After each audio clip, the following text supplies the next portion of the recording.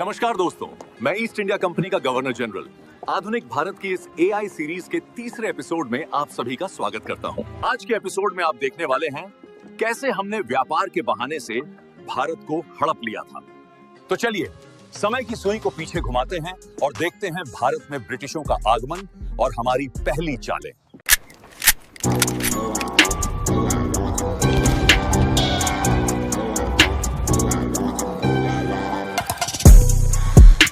This territory is under French influence.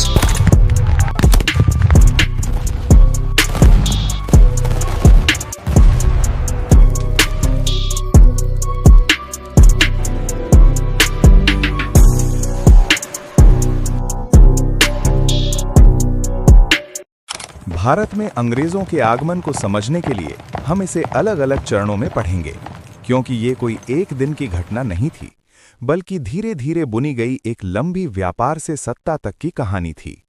पहला चरण, अंग्रेजों का प्रवेश और पुर्तगालियों के साथ संघर्ष। कहानी शुरू होती है 16वीं शताब्दी के आखिरी सालों से, जब भारत के समुद्री तटों पर पुर्तगालियों का दबदबा पहले से कायम था। ऐसे समय में 1599 में इंग्लैंड के कुछ व्यापारी एक नए सपने के साथ भारत आए। ये व्यापारी किसी साम्राज्य को जीतने नहीं, बल्कि मुनाफा कमाने निकले थे। अगले ही साल 31 दिसंबर 1600 को इंग्लैंड की महारानी ने उन्हें एक शाही चार्टर दिया और इसी के साथ जन्म हुआ ईस्ट इंडिया कंपनी का। ये चार्टर पहले 15 वर्षों के लिए था, लेकिन 1609 में इसे अनिश्चित काल के लिए बढ़ा दिया गया, जिससे कंपनी को एशिया में व्यापार का एकाधिकार मिल गया। 1607 में कंपनी के 3 जहाज रेड ड्रैगन, कंसेंट और हेक्टर पूर्व की ओर रवाना हुए। इन जहाज़ों में बैठे अंग्रेज ये नहीं जानते थे कि वे सिर्फ व्यापार ही नहीं, बल्कि भारत के इतिहास की दिशा बदलने आ रहे हैं। 24 अगस्त 1608 को हेक्टर जहाज सूरत के तट पर पहुंचा, लेकिन यहां उनका स्वागत खुले बाजारों से नहीं, बल्कि पुर्तगालियों की दुश्मनी और मुगल अधिकारियों की सख्ती से हुआ। उनका माल जब्त हुआ और उन्हें जल्द ही समझ आ गया कि भारत में व्यापार तलवार से नहीं, फरमान से चलता है। तो मैं हूं विलियम हॉकिंस। दरअसल हमारा पूरा माल मुगल सैनिकों ने जब्त कर लिया है। किसी से मुझे बताया है यहाँ के माई बाप सम्राट जहांगीर हैं। अब मैं सूरत से आगरा तक की लंबी और जोखिम भरी यात्रा करके जहांगीर के दरबार में जाऊंगा। वहां पहुंचकर आपको अपडेट देता हूं, देखते हैं जहांगीर साहब क्या कहते हैं। 1 फरवरी 1609 को विलियम हॉकिंस ने सूरत से आगरा तक की लंबी और जोखिम भरी यात्रा शुरू की। अप्रैल 1609 में वे मुगल सम्राट जहांगीर के दरबार में पहुंचे।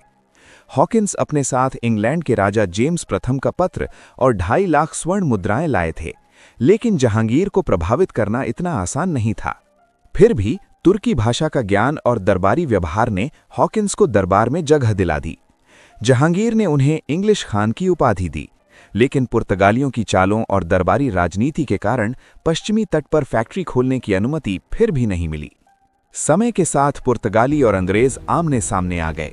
1611 में सूरत के पास स्वाली नामक स्थान पर दोनों यूरोपीय शक्तियों के बीच संघर्ष हुआ।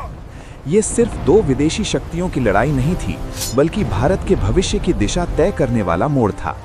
सवाली के युद्ध की विस्तृत चर्चा हमने पिछले एपिसोड में करी है। जिसने पिछला एपिसोड नहीं देखा, ये अभी जाके पहले पिछला एपिसोड देखे। तो इस तरह 1612 तक चले इस संघर्ष के बाद जहांगीर ने स्वाली के समुद्री महत्व को समझा और 1613 में ईस्ट इंडिया कंपनी को सूरत में स्थायी व्यापारी केंद्र खोलने की अनुमति दे दी। यहीं से अंग्रेजों ने भारत में जड़ें जमानी शुरू की। अब शुरू होता है दूसरा चरण, भारत में ब्रिटिश व्यापार का विस्तार 1612 से 1662 तक। 1615 में राजा जेम्स प्रथम ने सर टॉमस रो को जहांगीर के दरबार में भेजा। कोई औपचारिक संधि नहीं हुई, लेकिन टॉमस रो ने वो हासिल कर लिया जो तलवारें नहीं कर सकीं, यानी पूरे मुगल साम्राज्य में व्यापार की आज़ादी। आगरा, अहमदाबाद और ब्रोच में फैक्ट्रियां खुलीं और सूरत अंग्रेजी प्रशासन का केंद्र बन गया। धीरे धीरे अंग्रेजों की नज़र दक्षिण भारत और बंगाल पर गई। 1616 में मसूलीपट्टनम में पहली फैक्ट्री बनी। 1639 में चंद्रगिरी के स्थानीय शासक से मद्रास को पट्टे पर लिया गया और फोर्ट सेंट जॉर्ज की नींव रखी गई। दोस्तों, आज 21 मई 1662 का दिन है। हमारे राजा चार्ल्स द्वितीय की शादी पुर्तगाल की कैथरीन ऑफ ब्रेगेंजा से हो रही है। वैसे इस शादी से मुझे कोई मतलब नहीं है। असल बात यह है कि हमें पुर्तगाल से बंबई दहेज के रूप में मिल गया है। बंगाल में 1651 के बाद हुगली, कासिम बाजार और पटना में फैक्ट्रियां बनी। अधिकारी जॉब चार्नोक सुतांती ने कलकत्ता नामक एक नगर भी बसा दिया है। मराठों ने हमें एक किला भी बेच दिया है। हालांकि ये विस्तार बिना रुकावट के नहीं हुआ। औरंगजेब के शासनकाल में अंग्रेजों और मुगलों के बीच टकराव हुआ। कंपनी पर जुर्माना लगाया गया और उसकी सीमाएं तय की गईं। लेकिन 1717 में फर्रुखसियर के फरमान ने तस्वीर बदल दी। इस फरमान ने ईस्ट इंडिया कंपनी को दस्तक जारी करने का अधिकार दिया, कई करों से छूट दी और बंगाल, गुजरात तथा हैदराबाद में विशेष व्यापारिक सुविधाएं प्रदान की। यहीं से ईस्ट इंडिया कंपनी एक साधारण व्यापारिक संस्था नहीं रही। उसने सेना रखी, कानून बनाए और धीरे धीरे भारत की राजनीति में दखल देना शुरू कर दिया। जो कहानी मसालों और कपड़े से शुरू हुई थी, वही कहानी आगे चलकर सत्ता, शासन और साम्राज्य की कहानी बन गई। अब आता है तीसरा चरण, जिसमें हम पढ़ेंगे भारत में फ्रांसीसियों का प्रवेश और एंग्लो फ्रेंच संघर्ष का नया अध्याय। जब अंग्रेज भारत में अपने पैर जमाने की कोशिश कर रहे थे, उसी समय यूरोप की एक और ताकत भारत की ओर देख रही थी, यानी फ्रांस। सन 1664 में फ्रांस के राजा लुई 14वें के वित्त मंत्री कोलबर्ट ने कंपनी देज इंडेज ओरिएंटाल की स्थापना की। उद्देश्य साफ था, एशिया के व्यापार में अंग्रेजों को टक्कर देना। शुरू में फ्रांसीसी कंपनी का ध्यान मैडागास्कर पर था, लेकिन जल्द ही भारत उनके लिए असली लक्ष्य बन गया। मैडागास्कर सर्किट कंप्लीट हुआ। अब हमारा पूरा फोकस इंडिया पर रहेगा। जी हाँ, बिल्कुल। अंग्रेज और फ्रांसीसी व्यापारिक उद्देश्यों से भारत आए थे, लेकिन अंततः वे भारत की राजनीति में उलझ गए। 1667 में फ्रांसिस कैरों सूरत पहुंचे और 1669 में मसूलीपट्टनम में फ्रांसीसी व्यापार की शुरुआत हुई।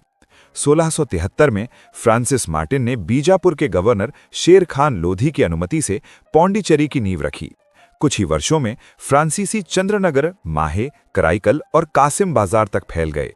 अब भारत में अंग्रेज और फ्रांसीसी दोनों आमने सामने थे।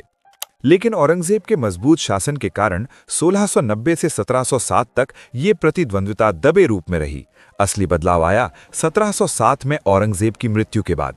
मुगल साम्राज्य कमजोर पड़ा, प्रांतीय शासक स्वतंत्र होने लगे और मराठों का विस्तार तेज हो गया। इसी राजनीतिक अराजकता में यूरोपीय कंपनियों ने समझ लिया, अब भारत में सिर्फ व्यापार नहीं, राजनीति के जरिए सत्ता हासिल की जा सकती है। दोस्तों, मैं इस समय फर्रुखसियर साहब के दरबार में खड़ा हूँ। आज हमारे लिए एक महत्वपूर्ण दिन है। हमें यहाँ व्यापार करने की अनुमति का फरमान प्राप्त हुआ है। हमें बंगाल, बिहार और उड़ीसा में 3000 रुपए सालाना देकर बिना चुंगी के व्यापार करने की अनुमति के साथ ही उस चोमू ने हमें मुद्रा चलाने और दस्तक जारी करने का अधिकार भी दे दिया है। इनका यह एहसान हम जिंदगी भर याद रखेंगे। दस्तक, करशूट और व्यापारिक विशेषाधिकारों ने ईस्ट इंडिया कंपनी को आर्थिक रूप से बेहद मजबूत बना दिया। फ्रांसीसी खुद को असुरक्षित महसूस करने लगे। यहीं से एंग्लो फ्रेंच राइवलरी ने खुला रूप ले लिया। अब कहानी पहुंचती है दक्षिण भारत, कर्नाटक क्षेत्र में। ये इलाका नाम मात्र मुगलों के अधीन था, लेकिन असल सत्ता हैदराबाद के निजाम और कर्नाटक के नवाबों के हाथ में थी। स्थानीय उत्तराधिकार संघर्षों ने यूरोपीय कंपनियों के लिए दखल देने का सुनहरा मौका दे दिया। सदातुल्ला ने मरते वक्त अपने भतीजे दोस्त अली को अपना उत्तराधिकारी नियुक्त किया था। 1740 में मराठों ने कर्नाटक पर हमला करके दोस्त अली को मार दिया और चंदा साहिब को कैदी बनाकर अपने साथ ले गए। इस तरह अनवरुद्दीन सत्ता पर बैठा। प्रथम कर्नाटक युद्ध, फर्स्ट कर्नाटिक वॉर, जो 1744 से 1748 तक चला। आइए पहले इस युद्ध के पीछे सबसे बड़े कारण यानी ऑस्ट्रियाई उत्तराधिकार के युद्ध को समझते हैं। 1740 और 1748 के बीच यूरोप की अधिकांश महाशक्तियां मारिया थेरेसा के ऑस्ट्रियाई हैब्सबर्ग ताज के उत्तराधिकार के प्रश्न के कारण उत्पन्न संघर्ष में शामिल हैं। इस युद्ध में पूरा यूरोप शामिल है, जिसमें फ्रांस, प्रशिया, स्पेन, बवेरिया और सैक्सोनी ऑस्ट्रिया और ब्रिटेन के खिलाफ एकजुट हैं। पहला सिलेशियन युद्ध यानी 1740 से 42 तक और दूसरा सिलेशियन युद्ध ऑस्ट्रिया और प्रशिया के इर्द गिर्द केंद्रित है। तीसरा युद्ध भारत और उत्तरी अमेरिका में औपनिवेशिक क्षेत्रों को लेकर फ्रांस और ब्रिटेन के बीच जारी संघर्ष पर केंद्रित है। ये युद्ध अक्टूबर 1748 में हस्ताक्षरित एक्स-ला-चैपेल की शांति संधि के साथ समाप्त हुआ। आइए अब भारत में हुए घटनाक्रम को समझते हैं। भारत में अपनी अपेक्षाकृत कमजोर स्थिति से अवगत फ्रांस ने भारत में शत्रुता का विस्तार करने का पक्ष नहीं लिया। फिर भी कमोडोर कर्टिस बेनेट के नेतृत्व में अंग्रेजी नौसेना ने फ्रांस को उकसाने के लिए कुछ फ्रांसीसी जहाजों को जब्त कर लिया। फ्रांसीसी governor general Marquis Joseph Francois Dupleix ने कर्नाटक के नवाब अनवरुद्दीन से सुरक्षा की अपील की और उन्होंने बदले में अंग्रेजों को चेतावनी दी कि उनका प्रांत न्यूट्रल क्षेत्र है और फ्रांसीसी कब्जों पर किसी भी हमले को बर्दाश्त नहीं किया जाएगा। फ्रांस ने मॉरिशस के गवर्नर एडमिरल ला बोर्डोनेस के नेतृत्व में मॉरिशस द्वीप समूह के बेड़े की मदद से 1746 में मद्रास पर कब्जा करके जवाबी कार्रवाई की। मद्रास पर कब्जा करने से ड्यूप्ले और ला बोर्डोनेस के बीच तीखी बहस छिड़ गई। ड्यूप्ले नवाब के न्यूट्रलता के फरमान को तोड़ने के मुआवजे के तौर पर शहर को नवाब को सौंपना चाहता था, जबकि ला बोर्डोनेस शहर को अंग्रेजों को वापस सौंपने के लिए रैनसम यानी फिरौती मांग रहा था। ये विवाद अक्टूबर तक चलता रहा और अंततः अनवरुद्दीन ने हस्तक्षेप करने का निर्णय लिया। उन्होंने अपने बेटे महफूज खान की कमान में 1000 सैनिकों की एक सेना मद्रास में फ्रांसीसियों को घेरने के लिए भेजी। ये लड़ाई को सेंट थॉमे की लड़ाई कहा जाता है। फ्रांसीसियों की तरफ से कप्तान पैराडाइस अपने 230 यूरोपियन सैनिकों और 700 हिंदी सैनिकों का नेतृत्व कर रहे थे। सेंट थॉमे की लड़ाई में कम संख्या होने के बावजूद अनुशासित फ्रांसीसी सेना ने नवाब की बड़ी सेना को भी हरा दिया। फ्रांसीसी गवर्नर ड्यूप्ले ने रॉबर्ट क्लाइव को बंदी बनाकर सेंट जॉर्ज पर भी कब्जा कर लिया। ये पहली बार था जब भारत ने देखा कि यूरोपीय मिलिट्री डिसिप्लिन संख्या से ज्यादा ताकतवर हो सकता है। प्रथम कर्नाटक युद्ध 1748 में एक्सला चैपल की संधि पर हस्ताक्षर के साथ समाप्त हुआ, जिससे ऑस्ट्रियाई उत्तराधिकार युद्ध का अंत हुआ। इस संधि के तहत फ्रांस ऑस्ट्रियाई नीदरलैंड्स को छोड़ने और लुइसबर्ग के बदले भारत में मद्रास को ब्रिटेन को वापस देने पर सहमत हुआ। दोस्तों, मैं हूं अंग्रेजों का जानी दुश्मन डुप्ले। पहले कार्नेटिक युद्ध में तो मैंने उस बच्चे रॉबर्ट क्लाइव और उसकी सेना की बैंड बजा दी है। इस तरह ड्यूप्ले ने एक बात समझ ली, भारत में असली ताकत स्थानीय राजनीति में हस्तक्षेप से मिलेगी। यहीं से अगली और कहीं ज्यादा निर्णायक लड़ाई की नींव पड़ी। अब आगे के घटनाक्रमों को समझिए। 1748 में चंदा साहिब को मराठों ने छोड़ दिया था, जिसके कारण कर्नाटक में भी सत्ता संघर्ष शुरू हो गया। इसके समांतर ही 1748 में दक्कन के मुगल गवर्नर और हैदराबाद के अर्ध स्वतंत्र नवाब निजामुल मुल्क का निधन हो गया। उनके पद के उत्तराधिकार को लेकर विवाद हुआ और जल्द ही ब्रिटिश और फ्रांसीसी भी उम्मीदवारों के बीच चल रही लड़ाई में घसीटे गए। हैदराबाद में निजाम के पुत्र नासिर जंग के हैदराबाद के सिंहासन पर बैठने का नवाब के पोते मुजफ्फर जंग ने विरोध किया, जिसने यह दावा करते हुए सिंहासन पर अपना अधिकार जताया कि मुगल सम्राट ने उसे हैदराबाद का राज्यपाल नियुक्त किया था। दक्षिण की ओर कर्नाटक के नवाब पद के लिए 2 उम्मीदवार थे, एक अनवरुद्दीन, दूसरे चंदा साहिब। द्वितीय कर्नाटक युद्ध, सेकेंड कर्नाटक वॉर 1749 से 1754 तक। हैदराबाद में फ्रांसीसी ने मुजफ्फर जंग और कर्नाटक में चंदा साहिब का समर्थन किया, जबकि अंग्रेजों ने नासिर जंग और अनवरुद्दीन के पुत्र मोहम्मद अली का समर्थन किया। शुरुआत में फ्रांसीसी भारी पड़े। ड्यूप्ले के संरक्षण में फ्रांसीसी अधिकारी बुस्सी ने हैदराबाद में जबरदस्त प्रभाव बना लिया। फ्रांसीसी शक्ति अपने चरम पर थी। 1749 में अंबूर यानी कि वेल्लोर के पास की लड़ाई में मुजफ्फर जंग, चंदा साहिब और फ्रांसीसियों की संयुक्त सेनाओं ने अनवरुद्दीन को पराजित कर मार डाला। नवाब युद्ध के शुरुआती दौर में ही मारे गए और अपने पीछे नवाब पद का दावा करने के लिए अपने बेटे मोहम्मद अली को छोड़ गए। मुजफ्फर जंग को हैदराबाद का निजाम और दक्कन का सूबेदार बनाया गया और ड्यूप्लेक्स को कृष्णा नदी के दक्षिण में स्थित सभी मुगल क्षेत्रों का गवर्नर नियुक्त किया गया। दोस्तों, पुडुचेरी के निकट के क्षेत्र और उड़ीसा तट के कुछ क्षेत्र, जिनमें मसूलीपट्टनम भी शामिल हैं, अब हमारे नियंत्रण में हैं। हालांकि कुछ महीनों बाद मुजफ्फर जंग की हत्या कर दी गई और फ्रांसीसियों ने मुजफ्फर के चाचा सलाबत जंग को नया निजाम बना दिया। लेकिन 1751 में दृश्य बदल गया। एक युवा अंग्रेज अधिकारी मैदान में उतरा, रॉबर्ट क्लाइव। जब फ्रांसीसी और चंदा साहिब त्रिचुनोपल्ली पर ध्यान लगाए बैठे थे, क्लाइव ने एक साहसिक चाल चली। सिर्फ 200 यूरोपीय और 300 भारतीय सैनिकों के साथ उसने आरकोट पर हमला कर दिया। संख्या में 40 गुना कम होने के बावजूद क्लाइव ने आरकोट की घेराबंदी झेली, चंदा साहिब को कावेरी पाक्कम में हराया और युद्ध का रुख पलट दिया। 1752 चंदा साहिब को मोहम्मद अली द्वारा फांसी दे दी गई। मोहम्मद अली कर्नाटक का नवाब बना और फ्रांसीसी प्रभाव बिखरने लगा। ड्यूप्ले की नीति से हुए भारी वित्तीय नुकसान से नाराज फ्रांसीसी अधिकारियों ने 1754 में उन्हें वापस बुलाने का फैसला किया। यह फ्रांस की सबसे बड़ी रणनीतिक भूलों में से एक थी। चार्ल्स रॉबर्ट गोडेहू ने ड्यूप्लेक्स के बाद भारत में फ्रांसीसी गवर्नर जनरल का पद संभाला। गोडेहू ने अंग्रेजों के साथ वार्ता की नीति अपनाई और उनके साथ पौंडीचेरी की संधि पर हस्ताक्षर किए, जिसके तहत अंग्रेज और फ्रांसीसी इस बात पर सहमत हुए कि वे देशी राजकुमारों के झगड़ों में हस्तक्षेप नहीं करेंगे। इसके अलावा संधि के समय प्रत्येक पक्ष के पास वास्तव में जो क्षेत्र थे वही उनके कब्जे में बने रहे। इस तरह इस युद्ध के बाद यह स्पष्ट हो गया कि यूरोपीय सफलता के लिए भारतीय सत्ता का समर्थन अब आवश्यक नहीं रह गया था, बल्कि भारतीय सत्ता स्वयं यूरोपीय समर्थन पर निर्भर होती जा रही थी। तीसरा कर्नाटक युद्ध या वांडीवाश का युद्ध, थर्ड कर्नाटिक वॉर, 1756 से 1763 तक। यूरोप में जब ऑस्ट्रिया ने 1756 में सिलेसिया को पुनः प्राप्त करने की इच्छा व्यक्त की तो 7 वर्षीय युद्ध शुरू हुआ, जो 1756 से 1763 तक चला। तीसरा कर्नाटक युद्ध यूरोप के 7 ईयर्स वॉर का भारतीय संस्करण था। फ्रांस ने काउंट डी लाली को भारत भेजा, लेकिन वह घमंडी, अव्यवस्थित और संसाधनों की कमी से जूझता रहा। उसने बुस्सी को हैदराबाद से वापस बुला लिया और यही निर्णायक भूल साबित हुई। अंग्रेजों ने निजाम सलाबत जंग से संधि कर ली और उत्तरी सरकारों पर कब्जा कर लिया। 1758 में फ्रांसीसी general Count Thomas Arthur de Lally की नेतृत्व में फ्रांसीसी सेना ने सेंट डेविड और विजयनगरम के अंग्रेजी किलों पर कब्जा कर लिया। अब अंग्रेजों ने आक्रामक रुख अपनाया और मसूलीपट्टनम में एडमिरल डी एशे के नेतृत्व में फ्रांसीसी फ्लीट को भारी नुकसान पहुंचाया।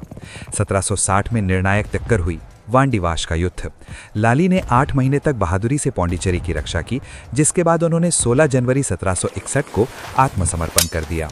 अंग्रेज सेनापति आयरकूट ने फ्रांसीसी सेना को पूरी तरह हरा दिया। पौंडीचेरी, जिंजी और माहे के हाथ से निकल जाने के साथ ही भारत में फ्रांसीसी शक्ति अपने सबसे निचले स्तर पर पहुंच गई।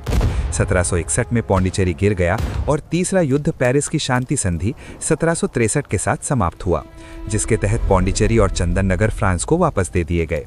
फ्रांस को अपने क्षेत्र वापस तो मिले, लेकिन किलेबंदी और सेना रखने की अनुमति नहीं मिली। लंदन में युद्धबंदी बनाए जाने के बाद लाली फ्रांस लौट आए, जहां उन्हें कैद किया गया और 1766 में उन्हें फांसी दे दी गई। इसके बाद फ्रांसीसियों ने भारत में अपने पुर्तगाली और डच समकक्षों की तरह खुद को अपने छोटे छोटे क्षेत्रों और व्यापार तक ही सीमित रखा। अंग्रेज भारतीय उपमहाद्वीप में सर्वोच्च यूरोपीय शक्ति बन गए। आइए दोस्तों, अब मैं आपको ये बताता हूँ आखिर हम फ्रेंच इन अंग्रेजों से हार कैसे गए। यूपीएससी मेंस में एक बार क्वेश्चन पूछा गया था। Dupleix made a cardinal blunder in looking for the key of India in Madras. Clive sought and found it in Bengal. Hindi में भी बता देता हूँ। मद्रास में भारत की कुंजी खोजने में डुप्लेक्स ने एक बहुत बड़ी गलती की।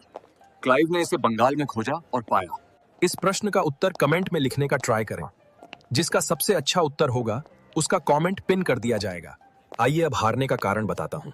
दरअसल बात कुछ ऐसी है, हमारी कंपनी पूरी तरह फ्रांस के राजा और दरबार पर निर्भर थी, जिससे भारत में बैठे अधिकारियों को स्वतंत्र निर्णय लेने की आजादी नहीं मिलती थी, जबकि अंग्रेजी ईस्ट इंडिया कंपनी एक व्यावसायिक संस्था थी जो मुनाफे और विस्तार के आधार पर तुरंत फैसले ले सकती थी। हमारी फ्रांस की सरकार ने डुप्ले को वापस बुलाया, जिससे फ्रांसीसी रणनीति पूरी तरह बिखर गई। इसके साथ ही फ्रांस की नौसैनिक शक्ति कमजोर थी, जिस कारण वो भारत में समय पर सैनिक, धन और हथियार नहीं पहुंचा सका, जबकि अंग्रेजों के पास मजबूत नौसेना थी और वे समुद्री मार्गों पर नियंत्रण रखते थे। फ्रांस का ध्यान मुख्य रूप से यूरोप के युद्धों पर था और भारत उसके लिए द्वितीय क्षेत्र बना रहा, जबकि अंग्रेजों ने बंगाल जैसे समृद्ध प्रांत को अपना शक्ति केंद्र बना लिया और वहीं से पूरे भारत में विस्तार किया। फ्रांसीसी आर्थिक रूप से भी कमजोर थे और लंबे युद्धों का खर्च नहीं उठा सके, वहीं अंग्रेज व्यापार से लगातार मुनाफा कमा रहे थे। भारतीय राजनीति को समझने में भी फ्रांसीसी पीछे रह गए, क्योंकि वे सीमित गठबंधनों पर निर्भर रहे, जबकि अंग्रेज अवसर के अनुसार समझौते और विश्वासघात दोनों करने में माहिर थे। इन सभी कारणों का परिणाम 1760 के वांडीवाश के युद्ध में साफ दिखा, जहां फ्रांसीसी निर्णायक रूप से हार गए और 1763 की संधि के बाद भारत में उनका राजनीतिक प्रभाव समाप्त हो गया, जबकि अंग्रेजी ईस्ट इंडिया कंपनी